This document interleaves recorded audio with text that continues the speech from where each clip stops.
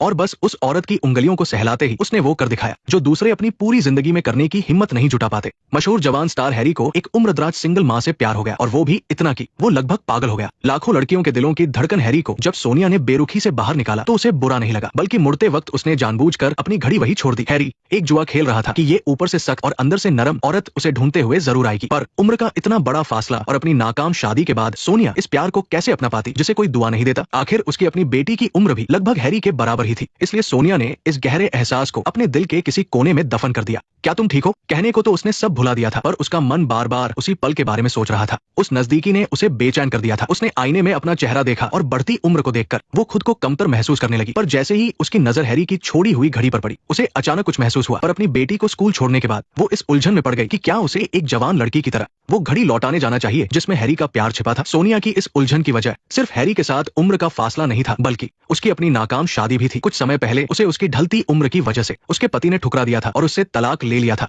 तलाक के बाद उसका पूर्व पति अपनी जवान सेक्रेटरी के साथ रहने लगा। सबसे बड़ी विडंबना तो ये थी कि उसका पूर्व पति जानबूझकर अपनी जवान गर्लफ्रेंड को उसके सामने लाकर दिखाता था। इस वजह से सोनिया का प्यार और शादी जैसी चीजों से भरोसा पूरी तरह उठ चुका था। पर बात सिर्फ पुरानी कड़वाहट की नहीं थी। हैरी के साथ उसकी पहली मुलाकात ही किसी अजीब सपने जैसी थी। वो गर्मियों के संगीत मेले का एक पागलपन भरा दिन था। सोनिया अपनी बेटी के लिए उस भीड़ में शामिल होने को तैयार हो गई थी, लेकिन वॉशरूम जाने की जल्दी में उसने गलती से उस वैन का दरवाजा खोल दिया जिस पर प्राइवेट एरिया लिखा था। उसे लगा कि वो पब्लिक वॉशरूम है, और जैसे ही दरवाजा खुला हैरी ठीक उसके सामने था। हाय हाय, उसी एक इत्तेफाक ने हैरी के दिल की धड़कनें बढ़ा दी थी। सोनिया की सादगी और उसकी खूबसूरती ने हैरी का दिल जीत लिया था, क्योंकि उसने हैरी को कोई सुपरस्टार नहीं समझा, जबकि सोनिया को लगा कि वो कोई पागल इंसान है। साइलेंस। जब सोनिया को अपनी गलती का एहसास हुआ तो उसे बड़ी शर्मिंदगी हुई और उसने हैरी से माफी मांगनी शुरू कर दी और वहां से भागना चाहा। पर सोनिया के जाने से पहले ही हैरी ने उसे रोकने की कोशिश की और एक ड्रिंक के लिए पूछा। सोनिया को अपनी गलती का एहसास था, इसलिए उसने हिचकिचाते हुए हाँ कह दिया। उस वक्त हैरी के दिल की धड़कनें बेकाबू हो रही थी, लेकिन सोनिया ने साफ कर दिया कि वो उसकी कोई दीवानी फैन नहीं है। वो यहाँ सिर्फ अपनी बेटी की खुशी के लिए आई है और उसे गाड़ी चलाकर घर भी जाना है।